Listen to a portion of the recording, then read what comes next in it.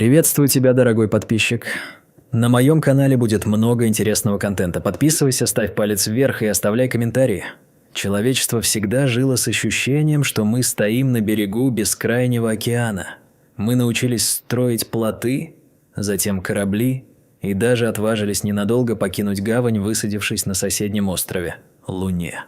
Но настоящие тайны, пугающие и манящие, скрыты там, где заканчивается свет и начинается бесконечная гравитационная тьма. Сегодня мы стоим на пороге новой эры, когда теоретическая физика встречается с инженерной дерзостью, чтобы ответить на главные вопросы. Как выжить среди космических угроз и как прикоснуться к самому загадочному объекту во Вселенной – черной дыре. Общая теория относительности Альберта Эйнштейна когда-то была лишь набором элегантных уравнений на бумаге. Она предсказывала существование областей пространства-времени с настолько сильной гравитацией, что даже свет не может их покинуть. Долгое время это казалось математической абстракцией, но Вселенная умеет удивлять. Сначала мы заметили странное покачивание звезд, вращающихся вокруг невидимых центров масс. Затем уловили мощнейшее рентгеновское и гамма-излучение, исходящее из пустоты. И, наконец, детекторы Лига услышали шепот пространства, гравитационные волны от слияния монстров. Существование черных дыр больше не вопрос веры, это факт. Однако знать, что они есть, и увидеть их вблизи – задача несопоставимого масштаба. Некоторые ученые сегодня с уверенностью заявляют – отправка аппарата к черной дыре технически реализуема уже в ближайшие десятилетия. Но здесь мы сталкиваемся с первой стеной – расстоянием.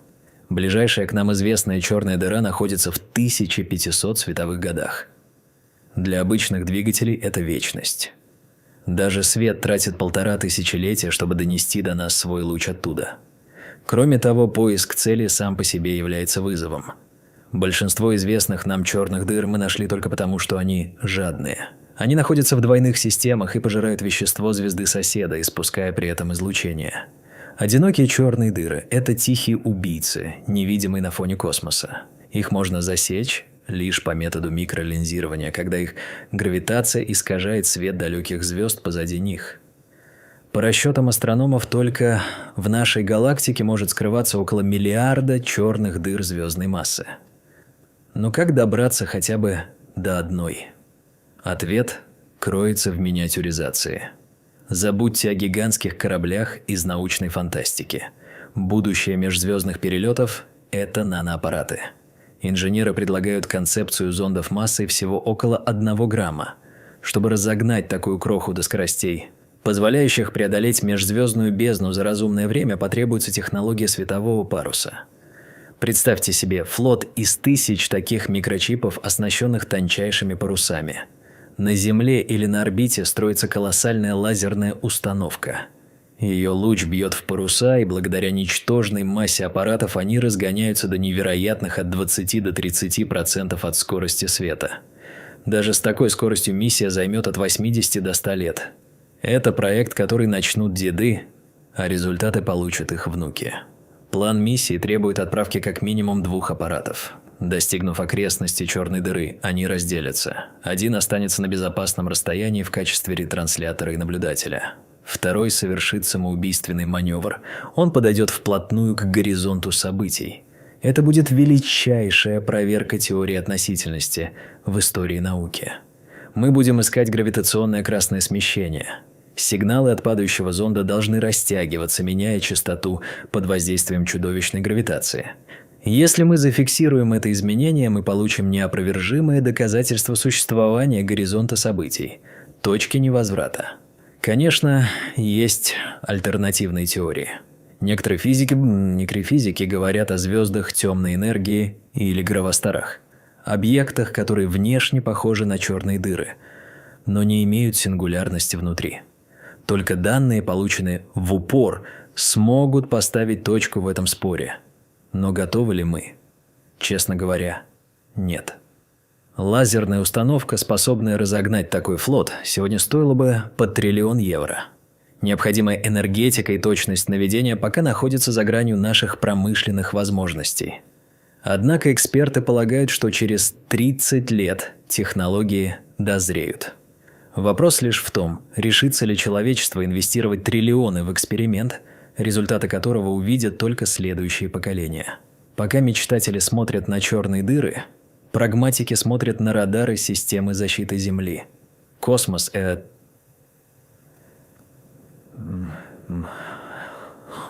не только тайны, это еще и угрозы. Астероиды – холодные камни, оставшиеся со времен формирования Солнечной системы, продолжают свой хаотичный танец. Если взглянуть на графики потенциальных угроз, астероиды занимают уникальное место. Шанс погибнуть от падения небесного тела для конкретного человека ничтожно мал, гораздо ниже, чем от автомобильной аварии или болезни. В истории зафиксирован лишь один достоверно подтвержденный случай прямого попадания метеорита в человека. Но парадокс в том, что если крупное событие произойдет, оно может уничтожить всех. Оценка угрозы напрямую зависит от размера космического гостя. Камень размером с футбольное поле, более 140 метров в диаметре, способен стереть с лица Земли мегаполис или вызвать цунами, которое смоет побережье континентов. Статистика говорит, что такие объекты падают на Землю в среднем каждые 11 тысяч лет. Это не так уж редко по геологическим меркам. Для мониторинга этих угроз мы используем базы данных околоземных объектов и сложное компьютерное моделирование. Но мы не ограничиваемся пассивным наблюдением. Разрабатываются проекты орбитальных радаров с антеннами по 12 метров в поперечнике. Такие часовые пасы будут не только следить за астероидами, но и мониторить саму Землю, отслеживая малейшие изменения ландшафта, предвещающие природные катастрофы. Иногда мы ищем спасения на других планетах. Если Марс и экзопланеты – это далекая перспектива, то Луна – наш ближайший форпост. Мы планируем вернуться туда, чтобы остаться. Но Луна, которую поэты называют безмолвной, на самом деле живет своей бурной внутренней жизнью. Сейсмометры, оставленные астронавтами миссии «Аполлон», открыли нам пугающую правду – Луна трясется. И это не легкая вибрация. Лунотрясения могут достигать магнитуды 5 баллов. Но самое страшное не сила, а продолжительность. Если землетрясение на нашей планете длится секунды или минуты, то Луна может звенеть, как колокол часами. Причина этого кроется в остывании спутника. Луна сжимается, как высыхающая ягода винограда, превращающаяся в изюм. Ее кора трескается, образуя надвиги и разломы. Один из таких разломов, уступ Линкольна, находится в долине Тавр-Литров, где высаживалась экспедиция «Аполлон-17». Современный анализ образцов грунта и огромных глыб, сфотографированных астронавтами той миссии, позволил ученым реконструировать сейсмическую историю региона. Глыбы, скатившиеся со склонов, говорят о регулярных и мощных толчках. Расчеты показывают, минимальная магнитуда лунотрясений в этой долине колеблется от 2,9 до 3,3. Астронавтам Аполлона-17 повезло. Их шансы попасть под серьезный катаклизм составляли примерно 1 к 20 миллионам. Но для будущей лунной базы «Удача» – плохой фундамент. Мы планируем строить базы ближе к южному полюсу Луны, где, как предполагается, есть запасы водяного льда. Однако именно там процессы сжатия коры могут быть наиболее активны. Инженерам придется проектировать лунные города с учетом того, что Земля под ногами может ходить ходуном часами, перемалывая коммуникации и разгерметизируя жилые модули. Зачем нам так рисковать? Зачем лететь сквозь радиацию, строить базы на трясущейся поверхности и тратить триллионы? Ответ прост. Ресурсы.